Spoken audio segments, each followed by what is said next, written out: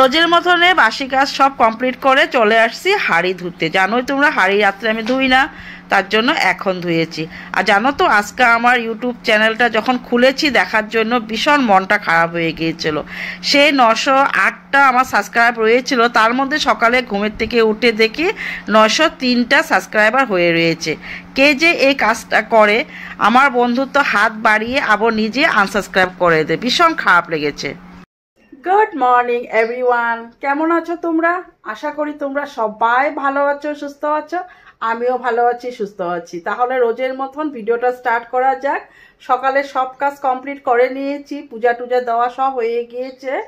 আর শিবমকে রুটি বানিয়ে দিয়েছিলাম, কালকে সোয়াবিন তরকারি ছিল জানো তো, ওই সোয়াবিন তরকারি দিয়ে আজকে শিবমকে রুটি দিয়ে দিয়েছি। আর এখন আমি ব্রেকফাস্ট করব। আজকে শ্যাম্পু করেছিলাম, চুল শুকায় নেই, সেজন্য একটু খুলে রেখেছি, ফ্যানের তলে বসলাম, শুকিয়ে গিয়েছে, এখন বেঁধে নেব। তো চলো কিচেনে যাই। কিচেনে যাওয়ার আগে তোমাদেরকে একটা জিনিস দেখাচ্ছি। এই যে দেখো, সবজি নিয়ে আসছে তোমার ভাই।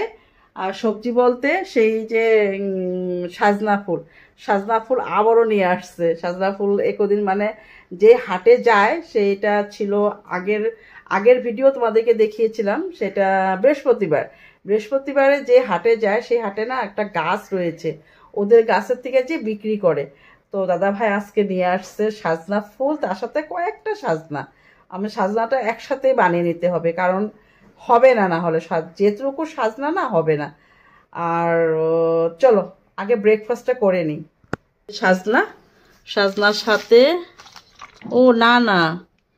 সাজনার সাথে সাজনা নেই, এই ডাটিগুলা ভাবতেছিলাম আমি সাজনা। তারপরে যে গাছের থেকে পুঁই ডুগা শিবম পেরে দিয়ে গিয়েছে এখন। তো আমি বলছিলাম কয়েকটা কেটে দিয়ে যা, আমি রান্না করব পুঁই ডুগা। তাহলে চলো কিচেনে যাওয়া যাক। কিচেনে গেলে তো অন্ধকার, লাইটটা জ্বলাতেই হয়, লাইট কারেন্ট রয়েছে।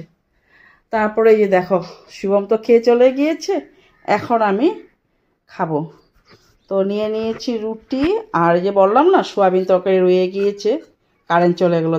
বন্ধুরা কি বলবো, আমাদের এখানে কারেন্ট যা ডিস্টার্ব করে বলার মতো না জানো। ভাবলাম একটু বসে বসে খাবো ফ্যানের তলায়, দেখো কারেন্ট চলে গিয়েছে। তো একটুই নিয়ে নিই। আমার তো সোয়াবিন খাওয়াটা একদমই বারণ, কিন্তু ভালোবাসি, কি বলবো, আরও ভালোবাসি না তো, সকালে খাওয়ারও তেমন কিছু নেই, তো কী খাবো। তো সেই জন্য আমি এটাই নিয়ে নিলাম, ঢাকা দিয়ে রেখে দিলাম, পরে আমি ফ্রিজে ঢুকিয়ে দেবো, শিবম দুপুরে খেতে পারবে। চলো ফ্যানের তলায় বসে খাই। আর রৌদ্র ছিল, বেশ রৌদ্র, এখন একটু চলে গিয়েছে, কিন্তু আজকে ওয়েদার ঠিক, এত গরম না, হাওয়া আসছে, বেশ ভালো। আর কাঁঠাল কুটিগুলো আমি এখানে রেখে দিই, কারণ কি জানো, এখানে রৌদ্র পাই তো কাঁঠাল কুটিগুলো না নষ্ট হবে না, কাঁঠালের বীজগুলা, তো সেই জন্য আমি এখানে রেখে দিই। তাহলে চলো। আর দেখো বিছনার কি অবস্থা, বিছনা এখনও গুছানো হয়নি।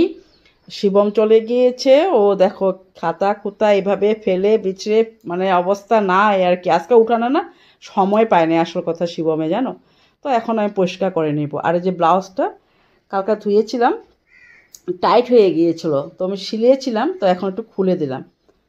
তো চলো, কারেন্টও চলে গেলো রে, চলো রুটিটা খেয়ে নিই।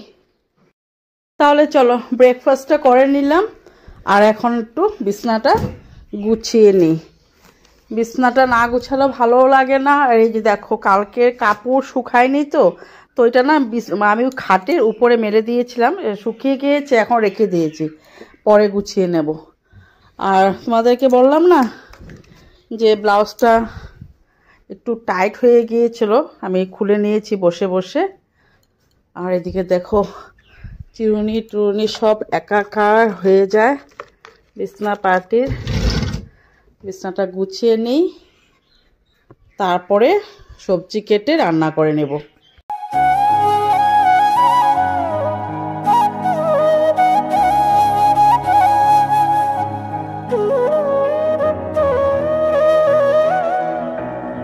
তাহলে চলো, বিছনা উঠিয়ে নিয়েছি, এখন এখানে বসে বসে সবজি কাটবো।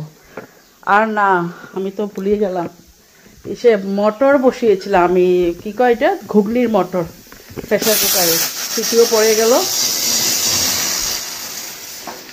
সিটি পড়ে গিয়েছে, জল বের হয়ে আমার এই প্রেসার কুকারটাও এখন দেখি আস্তে আস্তে নষ্ট হয়ে যাচ্ছে। একটু জল বেশি দিলেই বাস। তো মটরটা বসিয়ে দিয়েছি। আজকে মটরের ঘুগনি বানাবো করে আমি কিন্তু এটা রেডি করেছিলাম। তো শিবমের আজকে তাড়াহুড়া লেগেছে আর আমারও পুজো দিতে দেরি হয়ে গিয়েছিল, সেই জন্য কী করেছি, সোয়াবিন তরকারি দিয়ে ওকে খাওয়াই দিলাম। তো ঘুগনিটা এখন বানিয়ে নেব, তো দুপুরে ভাতের সাথে খেতে পারবে, ও ভালোবাসে। আলু দিয়ে একটুখানি ঝুল ঝুল করে ঘুগনির মতন বানিয়ে নেব। আর এদিকে বসিয়ে দিয়ে মানে চাউল ভিজিয়ে নিয়েছি, আর এখন খালি তাহলে চলো ওখানে বারান্দাতে বসে বসে সবজিগুলা কেটে নিই আর সাজনা ফুলগুলা বেছে নিই।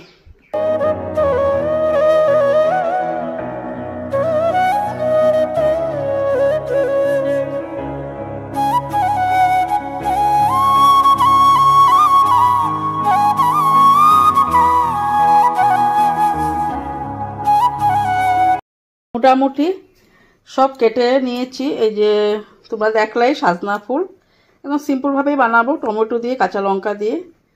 আর পুঁইডুগা বেছে নিয়েছি, বেছে কেটে নিলাম, আর কাঁচা লঙ্কা দিয়ে বানাবো একদম সিম্পলভাবে। আর এখানে না দেই নেই, খালি এখন আমি কাঁঠালের বীজটা কাটবো এখন। আর এই যে মটর বললাম না, মটরের ঘুগনি বানাবো একটু, তো তার জন্য লঙ্কা একটা নিয়ে নিয়েছি।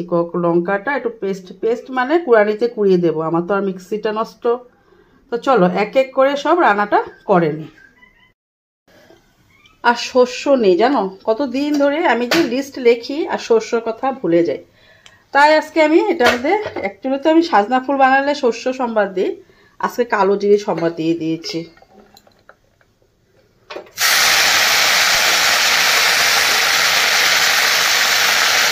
হালকা জল দিয়ে, দেখো এটার মধ্যে কোনো কিচ্ছু মশলা কিন্তু আমি দিইনি, একটু হালকা জল দিয়ে ঢেকে দেব।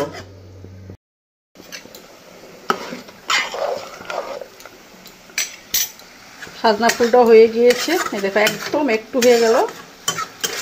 এবার এখন নামিয়ে নিই, তারপরে কি রান্না করব রান্না করে নেব।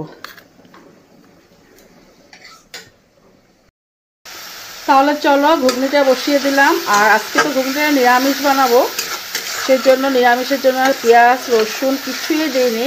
আদা দেওয়া যেত, আদা নেই জানো তো। দাদা ভাইকে যে আদা আনতে আর কি সর্ষা, এই দুটা জিনিস আনতে বলতে আমি রোজ ভুলে যাই। যাই হোক, আদা ছাড়া জিরা গুঁড়ো আর ধনিয়া গুঁড়ো আর মরিচ কাঁচা লঙ্কা গুঁড়ো একটু দিয়েছি খালি কালার হওয়ার জন্য।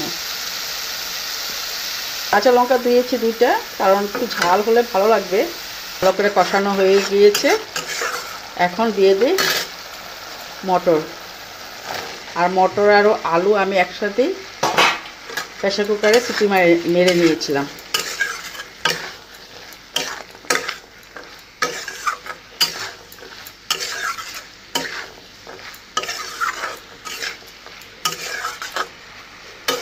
আর মটরের ঘুগনিটা অ্যাকচুয়ালি কি বলো তো, আমরা তো বেশিরভাগ রুটি দিয়ে বা লুচি দিয়ে এরকম করে খাই না, তাই না বন্ধুরা?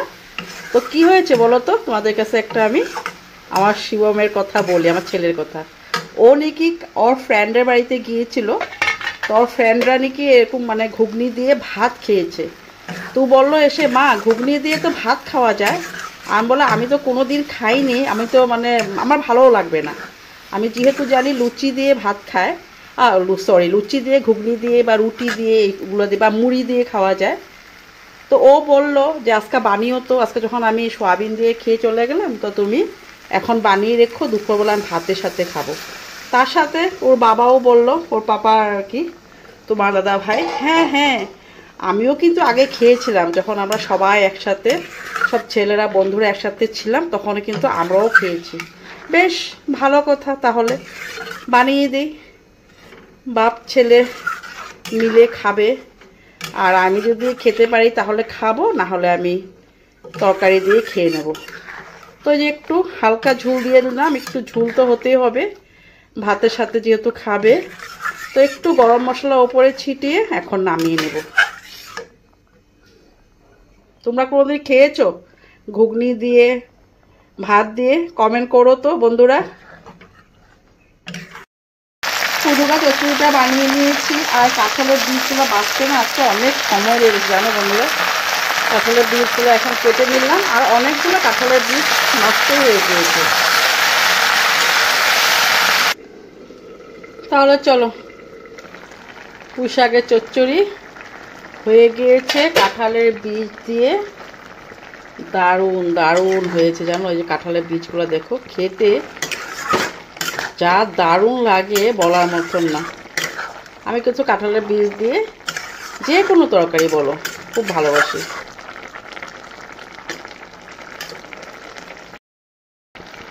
তাহলে চলো, হয়ে গেল আমার পুঁইডুগা চচ্চড়ি কাঁঠালের বীজ দিয়ে। দারুণ দারুণ হয়েছে।